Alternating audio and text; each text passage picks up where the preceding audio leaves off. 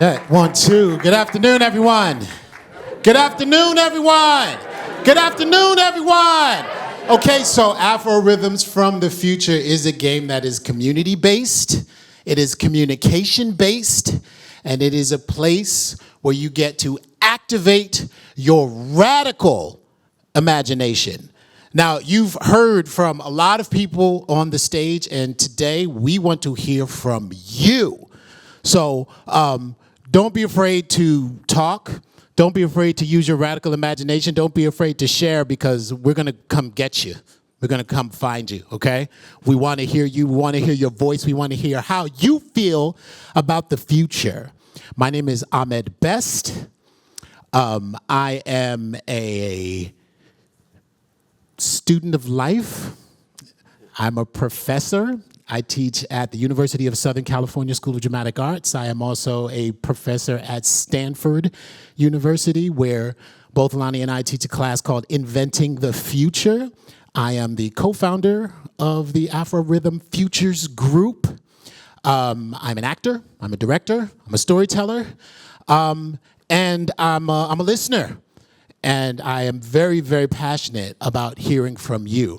The movie that you just saw is from a piece that we did called The Multiplanetary Garden. And it was for the Getty Museum, PST Art and Science Collide, where we played Afro rhythms with synthetic biologists and put together a video installation based on that. And that was an excerpt from it. So Afrofuturism is centered around art. Right? We ideate, we innovate, but we art first. And most of our problems that we found that fact-based solutions, sometimes people don't really get. What we've discovered is the way out of problems is to art your way out. And that is kind of the central idea of Afrofuturism. It starts from art, and then we ideate and innovate through art. And with that, we will continue with a poem from our communications and operations manager. His name is Jade Fabello. He's also a writer, and you'll be seeing Jade working through our game. But at first, he's going to give us another piece of art in a poem. To you, Earthchild, many years from now.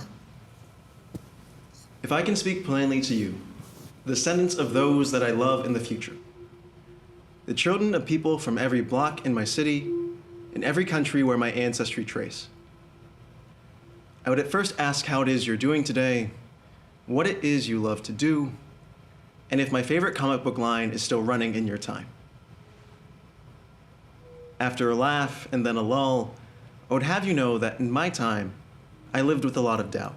I would want to tell you that where once I drew a line in the sand and stood firmly by my morals, I at times forget and brush over that line, disappearing it, never wanting, and on occasion, giving up.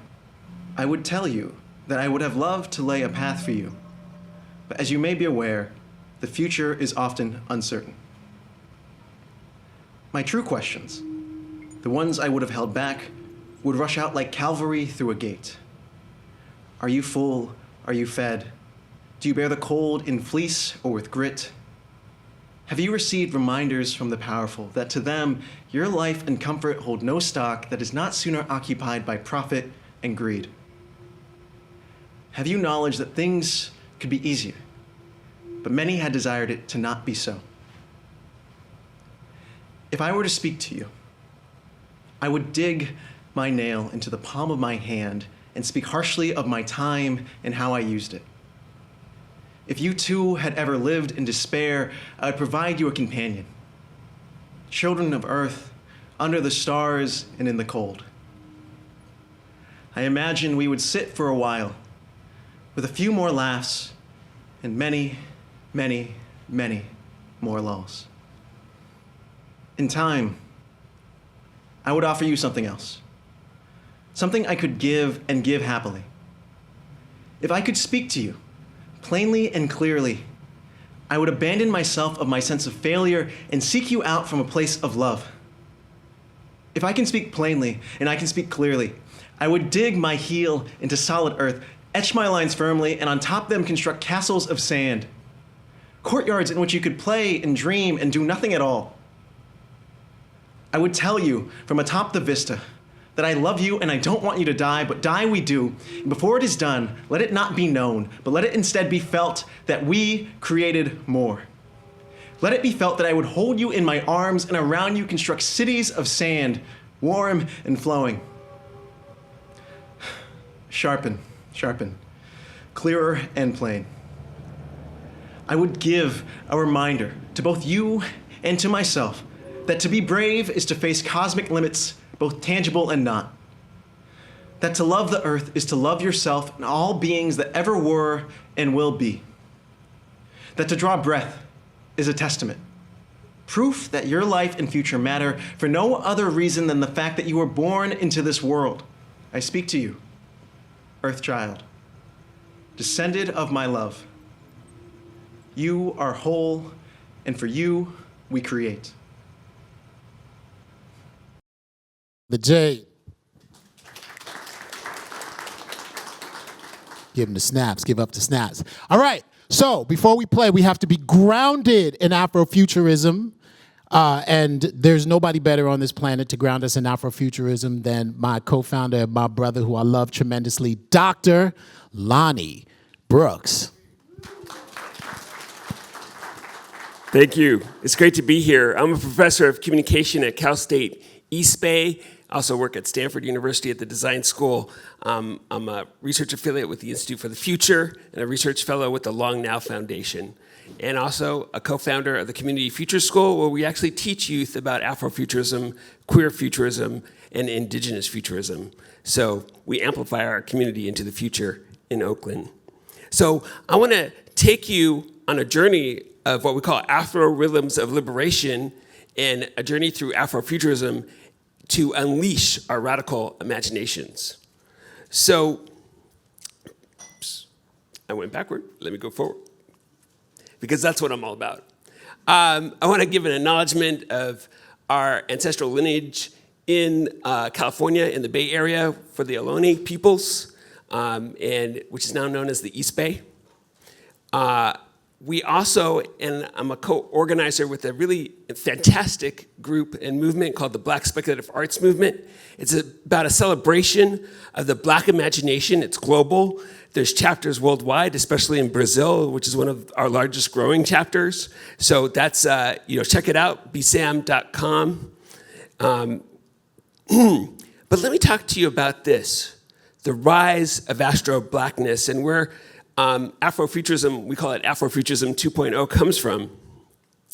There was this spectacular exhibition at the Schoenberg Center for Black Studies in New York City called Unveiling Visions, the Alchemy of the Black Imagination. And on this left side here, you see this stunning image, poster by Mansell Bozeman, which unleashes, it shows a Black mind unleashed in their imagination in multicolored hues, where we normally may see victimized brutality against Black people. This is the amplification of the Black imagination to address that. In the middle is Katana Wynn's stunning portrait of the mothership, which we call and known as the home of ancestral intelligence, what I like to see and call the real AI. And the mothership comes from Parliament Funkadelic, but it's also, a holder of our ancestral knowledge in general, too. And then algorithms of oppression as well. So, how do we go from algorithms of oppression to what we call Afro-rhythms of liberation and the rise of Astro-Blackness? And this term, Astro-Blackness, the rise of Astro-Blackness, is about a person's Black state of consciousness released from the confining and crippling slave or colonial mentality, who becomes aware of the multitude and varied possibilities and probabilities within the universe. And this is from the Reverend Andrew Rollins, who contributed to our anthology, Afrofuturism 2.0, The Rise of Astro-Blackness. But let's reframe this a bit. When we talk about the Middle Passage, the massive kidnapping 500 years ago of Africans from West Africa, it's like a science fiction horror story.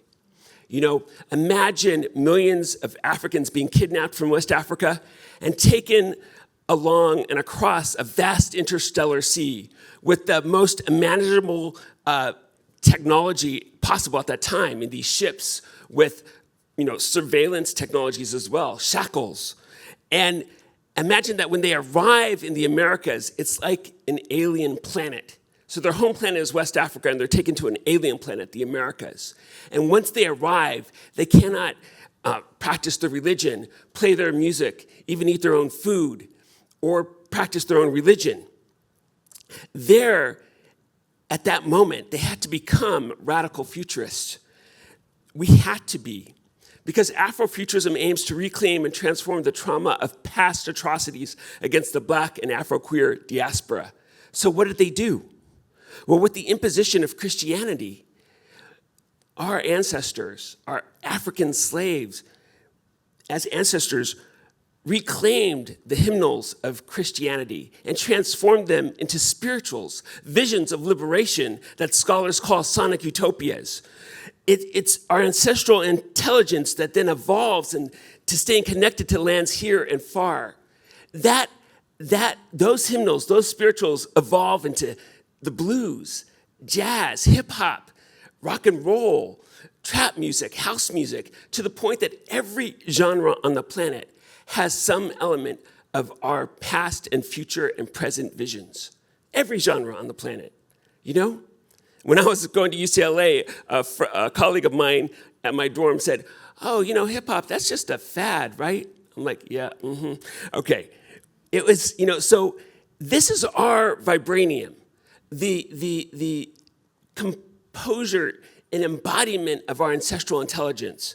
So as we go forward here, we can also look back to the Congo cosmogram. The Congo peoples had a very worked out system of the future as well, similar to modern futurists, where they looked at Nseke, the world of the living, and how it met Mpemba, the world of our ancestors. And at the Kalunga lines in the middle, our ancestors meet us in the present to create the future. So this is the amplification of ancestral intelligence into the future. Now, W.B. Du Bois, he was the first Black American to gain a PhD at Harvard University in sociology. But thanks to Cherie Renee Thomas, she discovered in his archives that he wasn't just a sociologist, he was a science fiction writer. He created what was called the Princess Steele Novels anthology in 1908 to 1910, where he created this fantastic instrument, this fictional instrument called the megascope, that looked and searched for the undiscovered stories. And that's part of the erasure of colonialism, of our ancestral knowledge, that we're just looking at the tip of the iceberg of the undiscovered stories of our peoples. The erasure of indigenous Americans, and we're rediscovering their cosmologies, rediscovering our cosmologies as peoples in the Americas and in the African homeland too. So this term that I coined called Afrofuture types or Afrofuture topes, it's like radioactive isotopes you can trace across time. They're Black signals of the future that find and reclaim the traces of Black cultural visions alongside erasures of those signals. How many people have seen hidden signals? Or hidden figures, that is. Because they are hidden signals. It's this amazing story to me. I keep going back to it. I'm a Star Trek nerd. I'm a Star Wars fan. It's these Black women, mathematicians, computer scientists, engineers that charted the trajectory into space for the white astronauts at NASA. I wanted to become an astronaut when I was growing up. I still do. But the idea is that they did this. But it was a story that we didn't hear about until maybe 5 years ago. So alongside the ascendancy of Black visions is the simultaneous erasure of that vision too that happens. But Afrofuturism aims to reclaim and rediscover those hidden stories, those undiscovered stories. And that can happen for everybody on the planet. Because with 8 billion people, we have 8 billion visions of the future waiting to be undiscovered. So with that, Afrofuturism combines science fiction and fantasy to re-examine how the future is currently imagined and to envision alternative visions of the future based on the Black experience, on the basis of indigenous experience, on the basis of queer experiences. That's what we want to do here. And wherever you're from on that compendium, you find your ancestral stories and you rediscover that and amplify it into the future, because we have a right to be proud of who we are.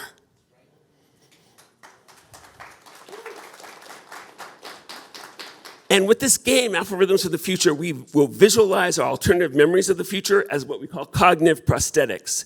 Because in the same region of our minds where we have memories, we think about the future. And we can create experiential futures and bring them into existence to heal ourselves and to heal others. That's what the future is about, healing ourselves, helping us flourish in the future, not bringing us back. And with that, I want to introduce, well, my dream is I share a dream, and which is about to ensure that long oppressed racial minority and diverse voices can articulate themselves in the futures imagined in the practices of long-term future and in the professional areas of foresight. So for every algorithm of oppression that we have in our pockets, potentially, there's an Afro-rhythm of liberation waiting to be undiscovered, to be created, to be amplified into the future. So let's do it. Let's play Afro-rhythms from the future. Let's unleash our radical imaginations. And there's no one better than that can do that is Ahmed Best. Yeah. Come on. All right. 1, 2. We're going to build that Afro rhythm of liberation by playing Afro rhythms from the future. We are going to be joined now by Jade Fabello, who is going to be our games master and who is going to run our gaming board. There he is. You might recognize him from the poem that he read a little bit earlier. Hello, Jade. How are you? Hello, everybody. Good to see you all. Glad to be here virtually with a little bit less cool of a background than I had in the video, but happy to be joining you. Right on. Okay, so Afro Rhythm Futures Group is who we are. And what we like to say is we have a reverence for the past, an awareness of the present, but the future is creativity. Yeah? The future is all creativity. And that's what unleashing your radical imagination is. It's creating that future creativity, all right? And the first way we have to do that is we have to choose tensions. Let's put the tension board up on the screen. Tension. So Dr. Lonny, tell all these lovely people at Google Atlanta what tensions are. Well, tensions are about anything that we think is uncertain. We're not sure how it's going to turn out. So a tension could be, will we have more or less empathy in the future? Will we have more or less Black storytelling in the future? Will we have more or less surveillance in the future? More or less hip hop? More or less authenticity? More or less civic life in the future?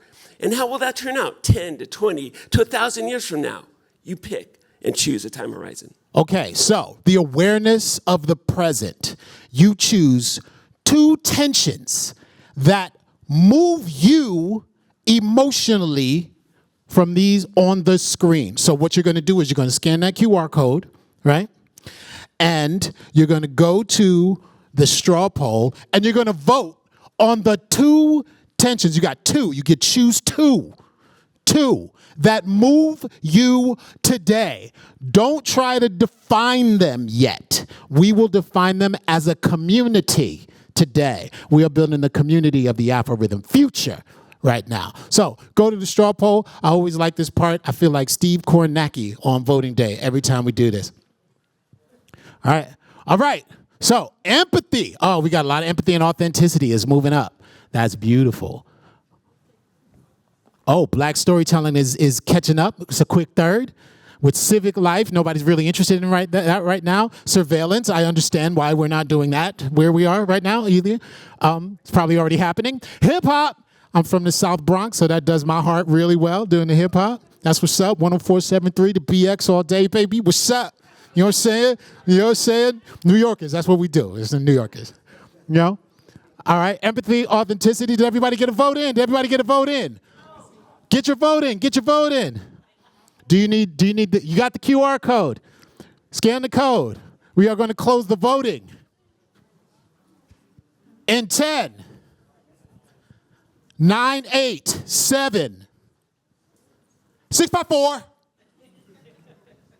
3, 2, 1. Voting closed. Everybody stop voting. Everybody stop. And so, Jade, Fabello, what are our 2 tensions that we are going to be exploring today? We had some clear winners this time with empathy and authenticity. Empathy and authenticity. Okay. Those are the 2 tensions that we are going to explore to build our Afro rhythm of liberation today as a community today. Okay, now we got to go to our next game board. Our next game board is our multiverse. Now, in our multiverse, we have the axes of which we call the Kalunga lines. Now, you saw that picture of the cosmogram, right? The cosmic cosmogram along the Kalunga lines, right? Please, Dr. Lonny, tell us what the Kalunga lines mean. The Kalunga lines, as we talked about earlier, is that point of intersection between our ancestors and the living where new possibilities emerge. The poor can become rich, the rich can become poor. We can all flourish together. Everyone can have a vast amount of abundance and wealth together. Everyone can flourish. So we have to talk to the ancestors. We all must talk to the ancestors and get influence from the ancestors. Okay, so the next thing we have to do is we have to define authenticity and empathy. Okay, let's start with authenticity. Now, the definitions that you guys are going to give us for authenticity do not have to be the definitions that we understand them to be. It is what it means to you today. We often talk about feeling the future. We want to know what the future feels like. We all have a feeling about it. We all have an idea about what that future might be. But how is that future going to feel when you get there, right? What's it going to feel like? So we have to define those feelings. So who in the room has a definition of authenticity? Do not be shy. Go. Good day. I would say authenticity means to be your true self or just to be real within yourself. To be real within yourself. To be real within yourself. I see. Do you have authenticity? You sure? You echo. I like it. I love co-signing. I will co-sign. Co-signing. Who has an authenticity definition? Go. Oh, okay. Hello. Okay. I think being authentic is showing up how you are no matter what's going on, whether that's feeling bad, feeling happy, whoever you are in that moment. I love it. Honesty in the present, showing up, emotionally honest in the present. We're going to go here and then we're going to go here. I would say something that resonates as true and not masked. Whoa, I love it. The removal of the masks. No masks. That's not, is this it thing is on? Go. Y'all hear me? Okay. Something we talked about earlier is being self-aware, and I don't think you can be authentic without first being self-aware of who you are. Self-aware who you are. Man, I could take a lifetime as well. I don't know who I am right now. One more authenticity. Yeah, so I would say that authenticity within the context of black, I would say people within minorities, specifically within the black diaspora, there's no one way to be black, and I think that's something that comes up, especially in specifically HBCUs within predominantly black spaces. You'll have people kind of trying to grapple with who they are as a black person, but I would say that authenticity is acknowledgement of where you are in line with the diaspora, because there's different types of ways. There's no one way to be black. I would say a spectrum of self-awareness. A spectrum of self-awareness. One more in the back. All right, last one. For me, authenticity feels like being connected and united and conscious of the people to your left and right. I love it. Right? I love it. You can't be authentic unless you're united with those around you. Beautiful. Community consciousness and unification. Umoja for all of those Nguzu Saba lovers of Kwanzaa. Umoja, unity, unity. Okay, that is really good with authenticity. Now, let's do empathy. Who has a definition of empathy as a community today? Good afternoon, everybody. I think empathy is the ability to essentially place yourself in one's shoes and be able to have a understanding, even if you're not dealing with that specific situation yourself. Absolutely, walking a mile in someone else's shoes, right? Empathy. I think empathy is understanding somebody else's perspective. Your perspective is not always right or wrong, but just put, like he said, like putting yourself in somebody else's shoes and a different perspective. Selfless humility. Yeah, selfless humility, being able to identify with feelings of the people around you, of your community. Yes? I'd say the effort of putting in an effort to understand others. The energy to understand others, right?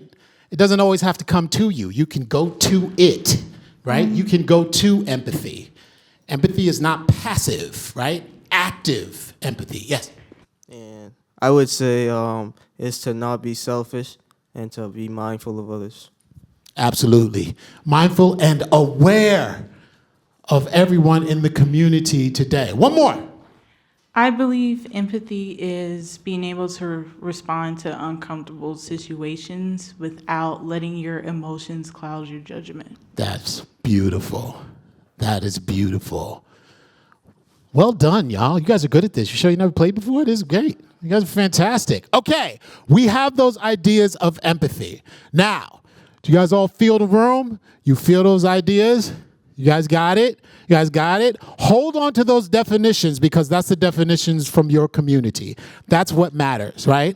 That's what we keep when we move forward. That's what we keep when we keep playing. Now, in our multiverse, betwixt, thank you, the Kalunga lines, we get to place our planet, right? Now, when we place our planet in our multiverse, we have a choice. 1 to 5, 1 being the least amount. This is no empathy at all, and ain't nobody authentic. Everybody's fake. We all wearing wigs. We all got masks on. We got that good Indian hair, right? Or the ultimate amount of empathy and authenticity, where we are completely real and completely feeling one another all the time without any rest. We are open, authentic, empathic machines.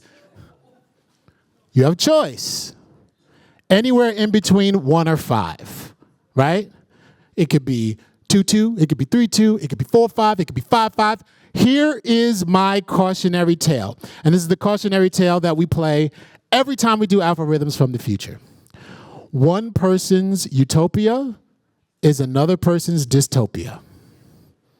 You have to keep the community in mind. Now, we don't influence your choice of where you want to put the planet, right? We build, regardless of wherever you put it. But be mindful of the community. Be mindful of the community. Yeah? One person's utopia is another person's dystopia. So choose wisely. Okay, so here's how we're going to do this. Right hand is going to be authenticity. Left hand is going to be empathy. And you're going to throw up some numbers, right? Throw up the number. Where do you want authenticity? Right hand. Empathy, left hand, right? 2 numbers. And then we're going to place our planet. Throw them up. Throw them up. I feel like I'm in a soca. Hands up and wave. You know how in soca music, they always telling you to put your hands up? I always say no, because I'm an adult, and I don't do what I'm told. Hands up. Throw your hands up. I'm going to do my best Masha Montano. So we know the Caribbean people in the house. All right, we got 3-3. 3-3. 3-3. 5-5. You are ambitious. 2-3. 4-3. 4-4. 4-4. 4-2. 3-1. 4-4. 3-4. I like that. 3-3. 3-2. I'm keeping a lot of room. 4-3. 4-5. 4-4. 4-3. We don't have decimals of fingers, my friend. Like you have to commit. You have to commit. I hope you don't have a partner in here. They probably know why you're 3.5. All right. Oh, 5, 5, 4, 5, 4, 5, 4. 4, 4. 3, 3. All right. Oh, 4, 4. Okay. 2, 5. 2, 3. Jade, you getting all of this? 4, 5. 3, 3. 4, 4. 4, 4. All right. So it looks like, Jade, do you have a tally? Yes, I'm using my Dune Mentat powers, adding it up all super quick to average us out to about a 4-4. We have a 4, 4. Okay, that's a lot of empathy and a lot of authenticity. Okay, so the things that we're going to build, the things that we are going to create, the things we're going to innovate and iterate, the stuff that we are going to build as a community on our planet today, it's going to have a lot of empathy and a lot of authenticity. And it's going to be up to the community to keep us honest. Okay, let's start building artifacts. This is the fun part, right? So we get to build things to populate our brand new planet, our planet of extreme authenticity and extreme empathy. Okay, so here is how we build artifacts. 2 things. 1, do not try to be right. You have an entire community to help you, right? You are not alone. So you don't have to build things by yourself. You don't have to keep it all up in your head and wait till it's perfect and then share it with everybody, right? A really good venture capitalist friend used to say to me, chase the no. I used to always put like all of these packets and decks and all of this stuff together, and then I'd be like, all right, it's perfect. And then I'd go out and I'd talk to venture capitalists and like not get any money, right? And there's this old joke about an Olympic marathon runner who came in last. They didn't have to train at all to come in last, right? Chase the no. Go out there and get turned down, because that helps you iterate and it helps you innovate. And then by the time you've had enough no's, you'll start getting all the yeses, right? You are not alone. Don't try to get it right.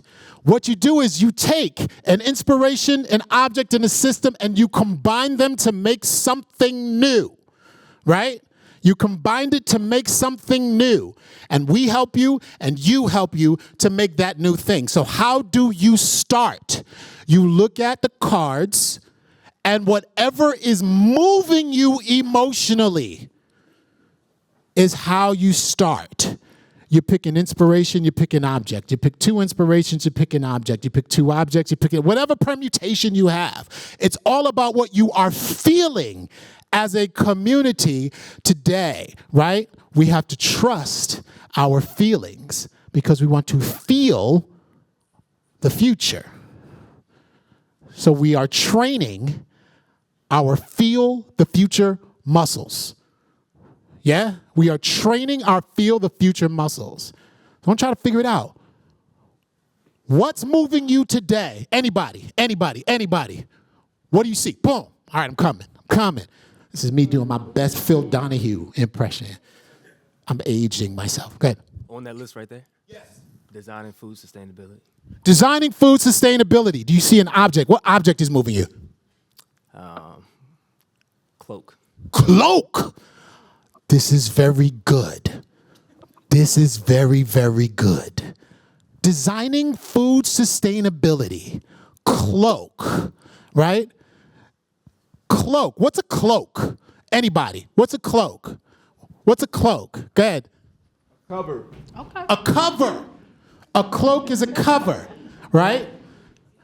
Can we deepen that a little bit? A cover. What are we covering? To cover a thing. Ourselves. Someone else. A cloak. So, designing food sustainability as a cover for someone else, right?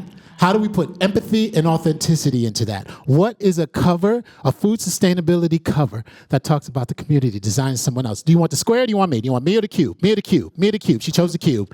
Story of my life. Story of my life, guys. The cube, wait. We could talk about it later. We'll talk later. A cloak is like a cover, like a shield. Yeah, oh, I love it. Food sustainability shield. Right? What is a food sustainability shield? Somebody come with me. Who's got that? How do we build a food sustainability shield? Right? An object. Oh, I love it. Here we go. I think about how ingredients are dying out, and so something to protect those through history. Beautiful. Beautiful. A shield that protects species, natural ingredients, species that are dying out, right? What does a shield look like? What do you think? What does it look like? What does the cloak look like? Looks like a sun. A sun shield, right? A sun shield. What if that, the sun 93 million miles away, what if we build that sun shield, that food sustainability cloak, that sun shield, right in orbit, right? Just hangs out there. And anytime we need something, we could just call it up and it'll just zap down. Yeah? Yeah? The sun shield of ancestral ingredients. That's going to be on our planet. Right? See how the artifacts are built? See? See how you take a feeling, you take an energy, and then the community comes together and makes something new? And now we have the sun shield of ancestral ingredients. You know what you know what that reminds me of? Remember, any of y'all with grandmothers who cooked and you be in the kitchen, right? And then she throws something in there. And you be like, Grandma, what it is? Nope, that's coming with me.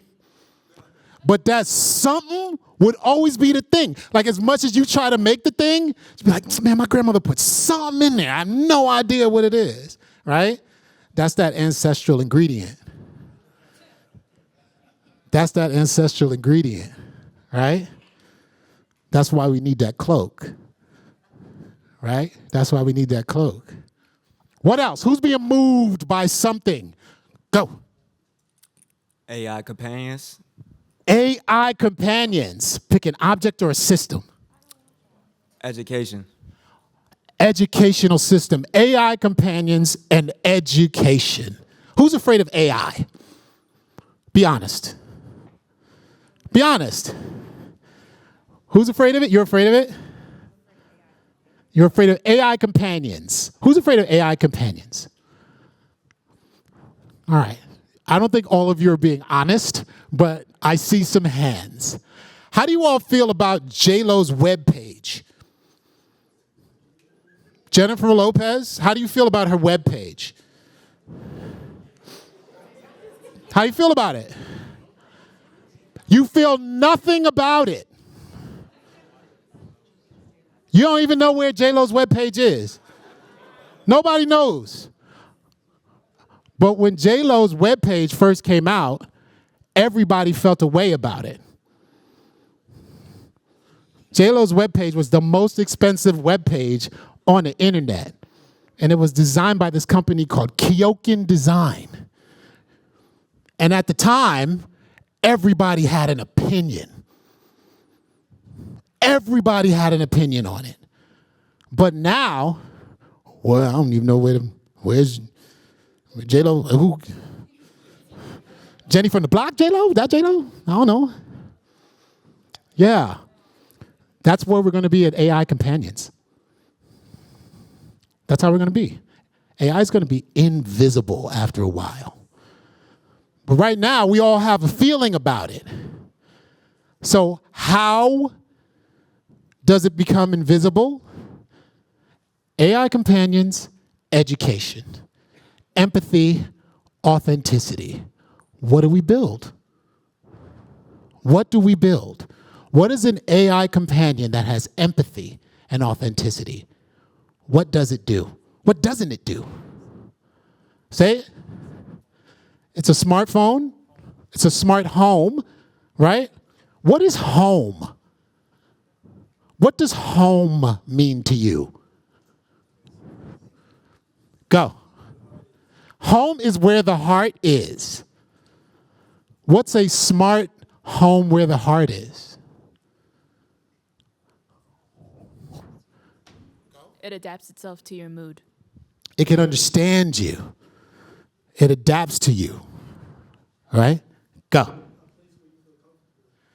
An AI companion educational system is a place that makes you feel comfortable. It's a place that makes you feel seen. Yeah? Transcendence. Yes, we can add, we don't judge. We don't judge in the Afro Rhythm Futures Group on our planet of empathy and authenticity. We don't put judgment in there. You say whatever you want. We can add transcendence. AI companion education transcendence. What does that do? Go ahead, Larry. Yeah, so what just came to me is we can combine all those things. It's a system that can work with the educational systems that we have in the world right now, colleges, high schools, and all that, and they work to evolve the system in a way that considers everyone and nobody gets left behind or hurt or impacted in a particular way. Beautiful, beautiful. If it leads with empathy, yes. I'm here now. You're now. Right, I was trying. And it anticipates need. It can anticipate your need. I love it, right? AI companions can be tailor-made to you, to your learning, who learned your way. I grew up in New York City. As I said, I grew up in the Bronx. I went to the public school system in the Bronx, right? And when I hit first grade, I felt like everybody lied to me because kindergarten was great. You got to finger paint. You took a nap. It was wonderful. I'd kill to take a nap. I'll take a nap right now, right here, right now. I'll be out. And then in first grade, you sat in a chair in a line while somebody talked to you for 2, 6, 8 hours about I don't even know what, right? You know, what do? We pass notes under the table, and, we cut up in the back. I was always telling jokes in the back of the room, right? Because that was interesting. What if your AI companion educational transcendent system told you some jokes? You told a joke, it'd be like, yeah, that's great. And you know what else is great? E equals MC squared. That's what's up. Over here.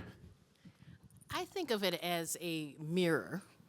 It absorbs your personality, your characteristics, transcends that, and so it designs a learning system just based on you. You better patent that right now. Trademark. Say your name and say trademark right now. Dr. D. Giller, trademark. Do that, because somebody's going to take that idea. I love it. An amplification mirror. Well done, Jade Fabello. Transcendent AI companies and education. That's beautiful. That's beautiful. Who wouldn't love to learn from something that looked like them, that cared for them, that had emotions for them, and dedicated themselves to making you better as a part of your team? It don't have to be the only thing you learn from, right? You learn as much from your fellow students as you do from your teachers. Yeah? Yeah? Ahmed, I want to add some new inspirations for us here. All right, throw some in there, Jade. Everybody, please keep using the terms that have already been up there, but add to them. Let's see here. Queer liberation, work, and gloves. Queer liberation, work, and gloves. Who's being moved? Let's make one more artifact. Let's make one more. Who's being moved? Okay, boom, in the back. In the back. Yes. I was actually going to say queer liberation and work because I believe that everybody deserves a feeling of belonging. Everybody deserves a feeling of acceptance, and that creates community within itself. What would a workplace of queer liberation and empathy and authenticity look like? What would a workforce, a group of people, queer liberation, work, empathy, and authenticity, what would your coworkers be able to do? I think they would be curious about asking questions to get to know those around them. I also feel like they would be courageous and brave and able to stand up for others who aren't able to stand up for themselves, and also be able to take calculated risks to put themselves in environments where they do feel uncomfortable, to be able to make changes where nobody else will. Beautiful. That's wonderful. That's wonderful. Coming over here, queer liberation and work. I love that. I love the idea of, because we are a planet of empathy and authenticity. So we can put each other in each other's shoes, right? I like to say I think it's similar to a garden, the way a garden has roses, lilies, violets, all different colors.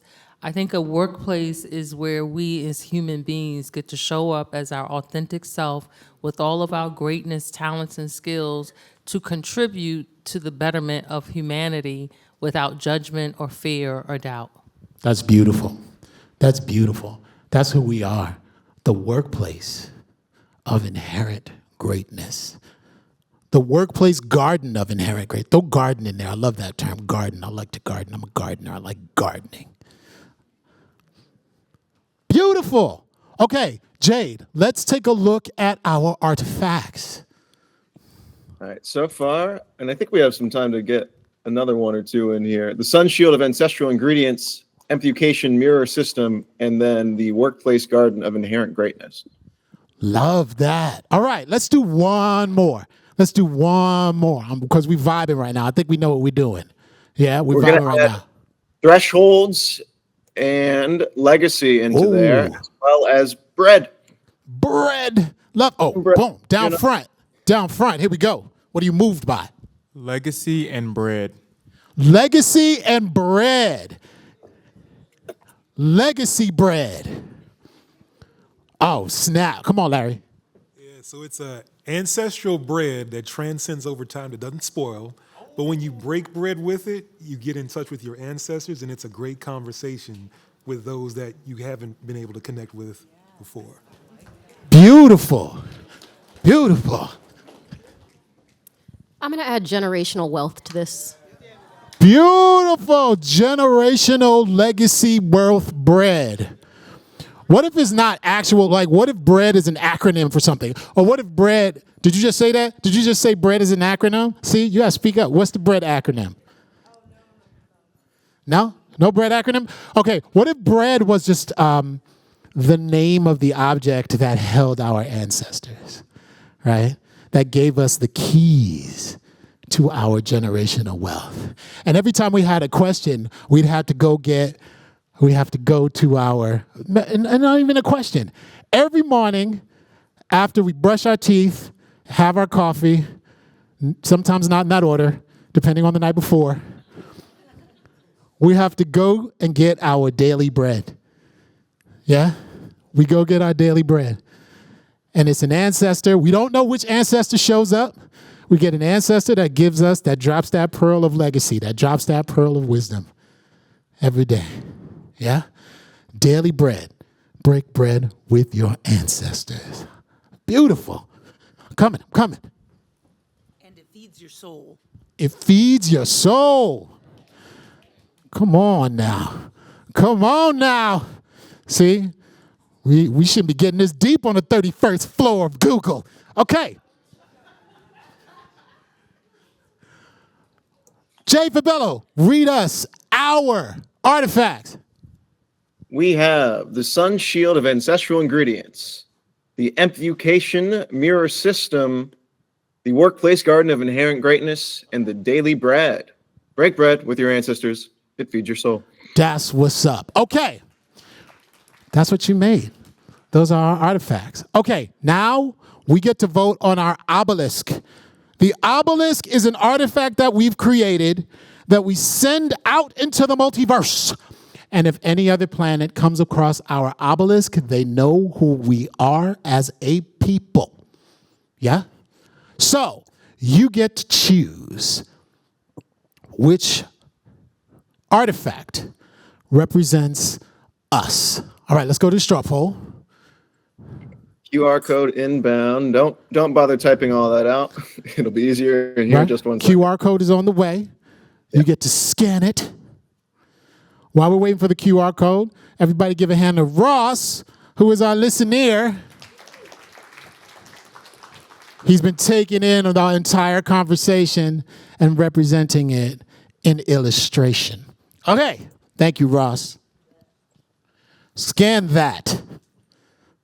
It says scan me. Scan I. All right. You get to vote on one obelisk. Will it be the sun shield of ancestral ingredients? Emph-ucation, that's hard to say. Mirror system. The workplace garden of inherent greatness. Or give us our daily bread. And all of these artifacts exist on our world. This is just the one that we will send out to the rest of the multiverse to represent us. That's right. This is the one we send out. All right. Daily bread has a lot of votes. Amplification mirror system. I love that. Trademarked. The workplace garden of inherent greatness.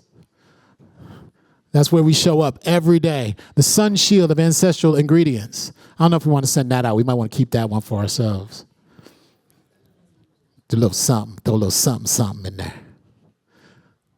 All right, we got 50 votes. Daily bread is a strong first place. A strong first place. Amplification mirror system is a good second. We are going to be closing the votes in 10, 97, 6, 5, 4, 3, 2, and 1. Vote closed. That's it. It's over. No more votes. Democratization of the future has ended for right now. And Jay Fabello, what is our obelisk? Well, it looks like we have a very clear winner here with our daily bread. Daily bread is the obelisk of our planet of empathy and authenticity that we send out into space, and everybody knows who we are. I think that is a really, really great obelisk. That's a really, really good one for the universe to know who we are. And that's how you play Afro rhythms from the future. The thing that we usually say, right, for every algorithm of oppression, there's an Afro rhythm of liberation. The reason why we say that is because as a community today, with these artifacts that we've built, there is no reason why they don't exist. None. One of you, 2 of you, 10 of you could right now take that obelisk and make it, and build it. And that is something that did not exist until we did it as a community today, right? A big question is like, how do you make something? How do you make something from nothing? Where do your ideas come from, right? And right now, we are at a time, right, in this timeline where we build a thing and then figure out how it works, right? We make something, a piece of technology, and then we give it to you and say, go figure this out for us for free. And then we can like iterate off of that, right? Afrofuturism starts with the feeling first. It starts with the art first. It starts with the emotion first. It starts with the community first, right? So when we do build something from nothing, it means something to us. It means something to us as a community today. And that's what makes the thing special. That's what makes it useful. That's what makes us care about the future. We all have agency over the future. Agency over the future. We always like to say, nobody gets to future all over you, right? Nobody gets to wake up and spread their future musk all over you. No pun intended, all the pun intended. You have agency over the future. And Afro Rhythms from the Future is just a tool to let you know, to remind you that agency over the future is yours. Yeah, it belongs to you. Dr. Lonny Brooks. Yeah, I was so inspired by all of your innovations. And you know, one thing I think about, and we work with an virtual reality experience company called the Origami Air. And there they were talking about, you know, create your own avatar because there's nothing that can replace the ineffable you. You know, this game itself, I always wanted to create and co-create a game like this, an imagination forecasting game, and my mentors gave me that ability to unleash my imaginations. And then I found Ahmed too, and then he created another original iteration of this game and brought it alive. So the game is co-created in a community of souls with you today too. So nothing can replace you, you know? And so you bring it to AI. You bring and infuse AI with your souls and make it something better.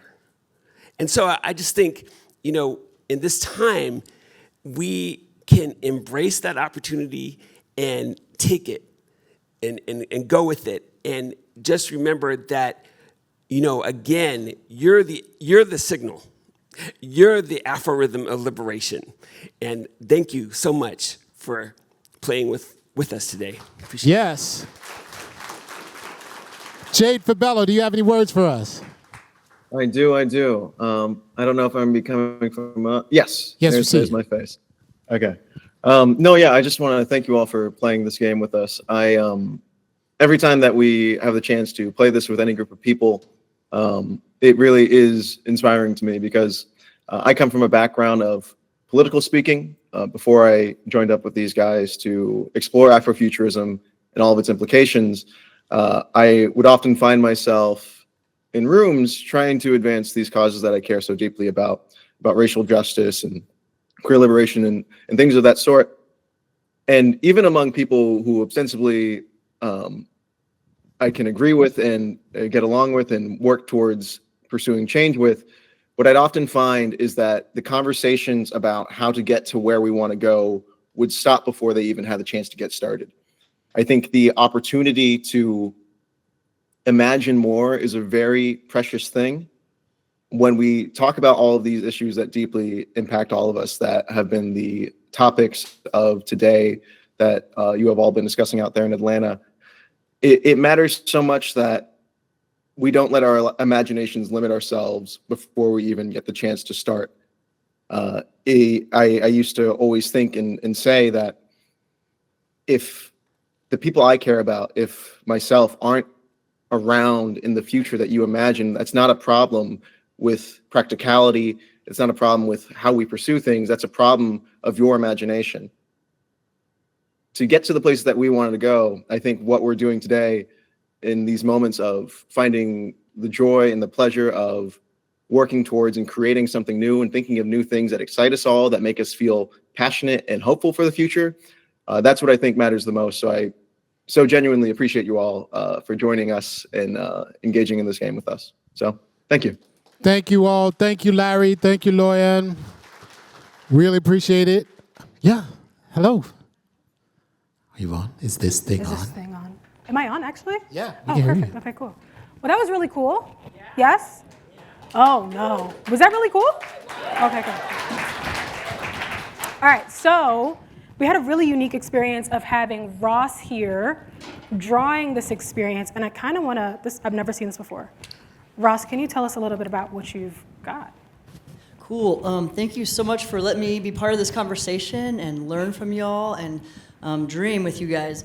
What I do is I listen to conversations in boardrooms or conferences or group meetings, and I just try to make it visual. So what I was doing was taking your ideas and making them visual. And what this really brought to light for me is the power of creativity. You guys have put together some of the coolest tools where you take different things from different sectors in our brains, put them together and say, what do these new ingredients bake for us? What comes out of the oven after you put this and this and this together?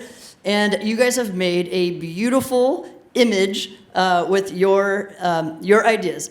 It gives us all a great vision for what will be in the future. Well, thank you, Ross. This is really cool. Hopefully y'all get a chance to check that out before we head out later on. Yeah, this is your conversation. This is, you guys made that. It's beautiful. It's a work of art. So we'll open up for questions in a little bit because I feel like there might be some cool things percolating. But Ahmed, I have to just jump on this. You mentioned you're from the Bronx. I'm also from the Bronx, so we're going to talk about that. Hello, yeah, come on now. BX to the fullest. To the building. But the Bronx, if you think about it, is not typically a place you think you'd meet Afrofuturism. Yeah, you know. Unless you do. You do. You know, you define it later. But I got interested in the future and specifically signals from the future. You know, I grew up in the Bronx in the 70s and 80s, and at that time, hip hop was being invented on my block. And across the street from my building used to be this park right next to my public school, and it was this like empty concrete park.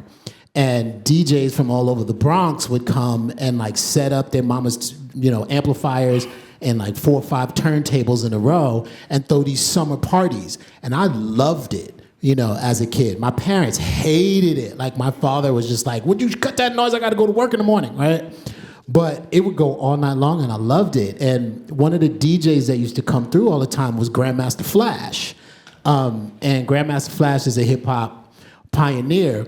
But what I didn't know was Grandmaster Flash, his day job, he was an electrician, right? And he would play these parties, but what would happen was all the DJs would steal power for the amps and the turntables from the streetlights, right?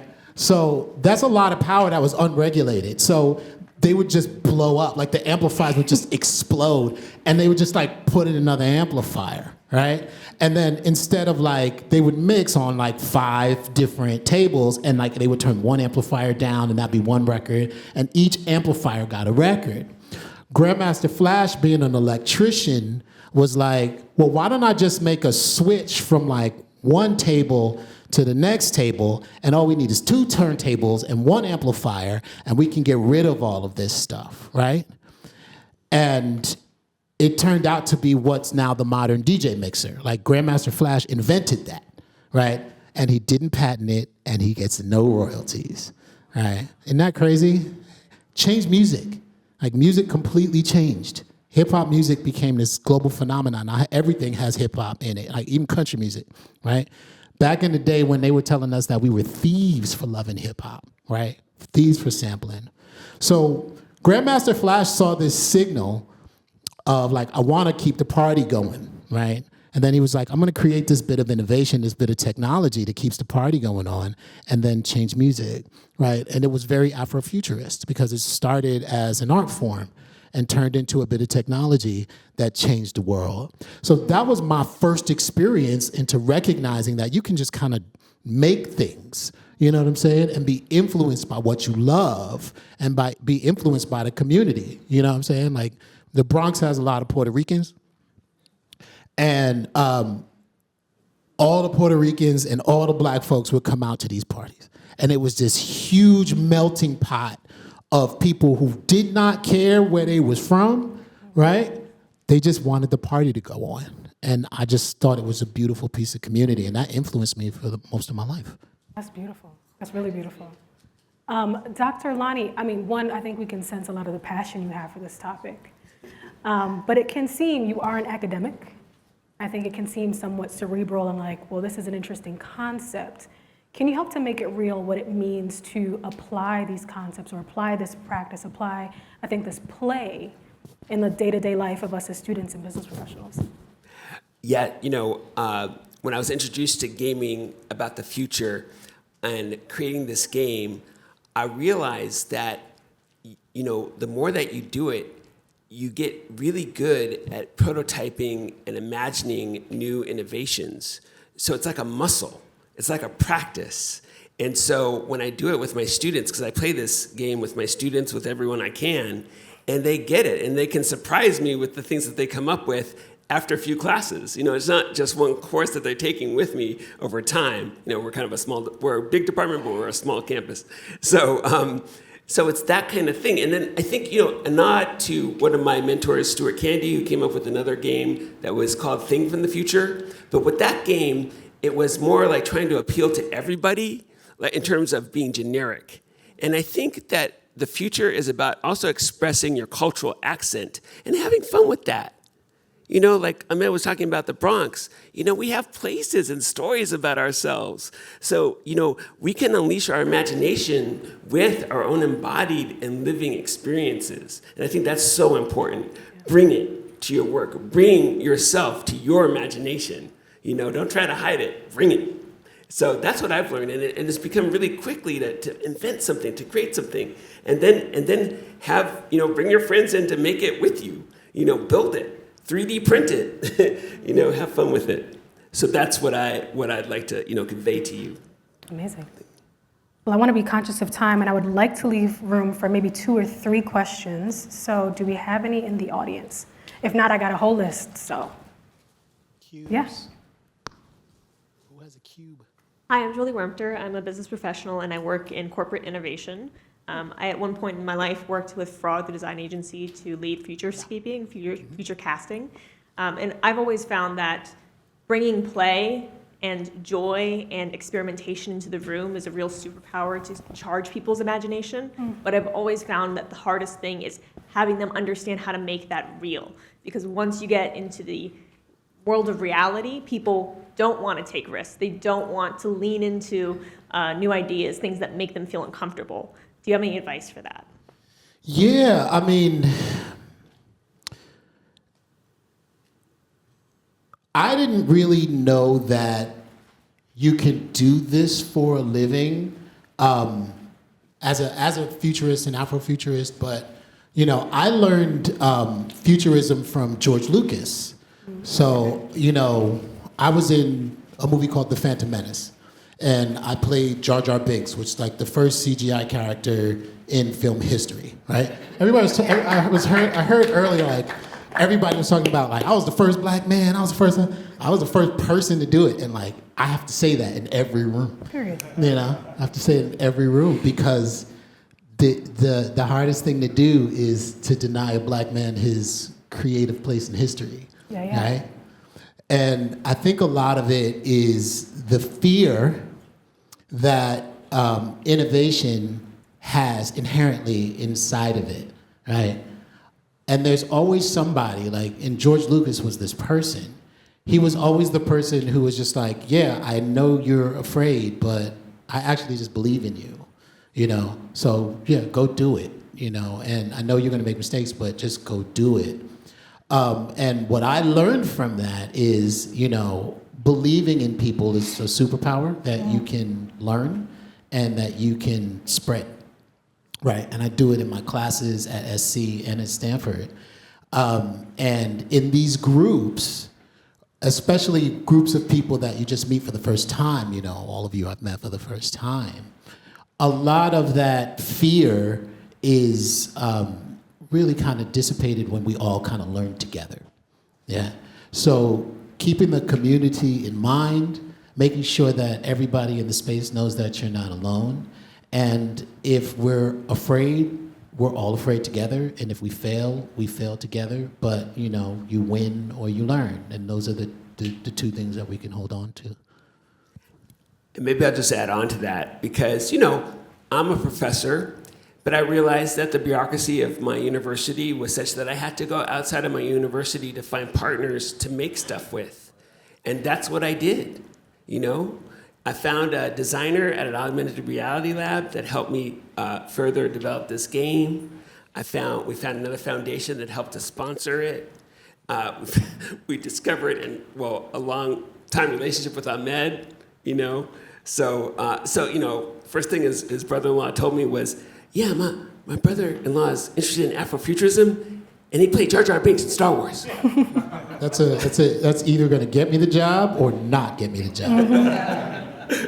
And for me, I love that because it's science fiction, and we can use science fiction to build things. There's folks out there that use science fiction as a prototype to build things. There's companies out there, Ari Popper, others that are doing this for a living. And we're doing it for a living. So our next phase is to build some of the artifacts that you talked about, and we'll come after you and give you some, royalties. But you know what I mean. But that's the thing is find your crew. I think that's a really important story here too. Yeah. I think we have time for one more before we wrap. There's one in the front. Cube, please. That was a good throw. Hi, my name is Jaya Grayson. I'm a graduating senior at Spelman College. And my question is, I was at a different conference and Medina Abdullah from Black Lives Matter LA was speaking. And she was talking about what freedom looks like, tastes like, smell like. So this game kind of reminded me of that. And so as an education major, I'm always curious about how do we get to bring like adults and like especially I work with high schoolers, so getting them to continue their like childlike imagination beyond like our binary thinking and our individualistic mindsets. Yeah, it's challenging because we're taught away from play as we get older. You know what I'm saying? Like, like I said, kindergarten you get to finger paint, and then in first grade all of a sudden it becomes like serious, and they expect you to be serious at 6 years old. So, our systems are set up for oppression, right? Freedom to me has always been the ability to self-actualize without the threat of oppression or violence, right? And when you bring that to the space, right, you bring a certain calmness to the room where everybody is kind of on board with you. And then, because I get to play for a living, and I'm around people who play for a living, we've cultivated a space where play is exciting, play is fun, and play is learning. But you have to be the signal, right? You have to walk into the space and make it okay to play, right? Because if you're not playful, nobody's going to be playful with you. And a lot of times that looks like it could be a little embarrassing. You know what I'm saying? You're jumping up and down with your hair on fire, and like you got high school kids, especially like high school kids are like too cool for school, looking at you like, who this, blah, blah, blah, blah, blah, blah, blah. But you have to be okay with kind of looking a bit silly. And after a while, they're gonna play with you, right? It's difficult when you're an educator because you're at the front of the room, you're in a position of authority, and you get to tell people what to do for homework, right? But there are times I know in my classroom where I just sit in the class and talk, and I'm not in front, so there is no hierarchy in the room, and everybody knows that we're all there for this common idea to share this space and to share stories. So in order to get people to play, you have to be willing, you gotta be twice the player they are. In a play sense, not like play, you know what I'm saying? And there is that zone of proximal development where we're scaffolding each other's imaginations as peer groups. So, it's our peers, it's egalitarianism, helping each other out, augmenting our dreams. Yeah, I like that. Okay, we have. I think I'm running real right close there. on time, What but do you maybe think? do What do you one think? real fast. Is there one last one? Real fast. Yes. So, hello, my name is Gregory. I'm a sophomore computer engineering major from Howard University. And you mentioned earlier in the slide you showed, you mentioned W.B. Du Bois, and something that came to my mind was his writing on the criteria of Negro art. And what I was kind of tying together, what I was assuming that you guys are putting together with Afrofuturism is the idea that art can be a form of liberation. And I see the word, but I was wondering, what do you mean when you say liberation? What does liberation look like? Specifically within the space for us, a lot of us who are in the field of like computer engineering, computer science. What does liberation mean? Is it a direction or more of a concept, like a more abstract concept? What do you mean by that? I'm gonna just replay it for the folks in the virtual room. Kyrie, I believe your name was, asked, what does liberation actually mean? Well, I think liberation means, I'm a spectrum of blackness. I'm black, I'm Jewish, I'm Native American, I'm partially blind, or I was. I'm queer, I have a daughter, her mom's Filipina. What I mean by liberation is that as I was growing up in the 70s, I didn't know how to express all that. In fact, I was scared in different spaces to express that because people would want to put you on a reductionist binary scale. Who are you? And for me, liberation means to encompass and say, I'm black, and I'm Jewish, and I'm Native American, and I'm queer, and I have a beautiful daughter who has a beautiful mom. I'm all of these things at once. I'm simultaneous. get to know me, baby. You know what I mean? It's like, I'm quantum. Yeah, and I definitely, that was the hardest I've ever heard Dr. Right? Lonny Like, Brooks. okay. Been hanging out with me too long. He said, get to know me, baby. I've never heard you speaking like that before. What has Google done to you? My brother. Right? I'm Sama, make the t-shirt. What y'all, period, right? Right. Period. Grab the air, period. You know? I'll jump on that, although I can't beat it. But I think liberation is the ability to create whatever is in your imagination without excuse, right? Without reason, just because you want it. You know, being an artist, I'm an artist by choice, and it's not an easy choice. It's not an easy choice to make. We don't live in a society that celebrates our artists, but I get to feed my family off of what I imagine every single day, and nobody can tell me anything about that, and I know it works.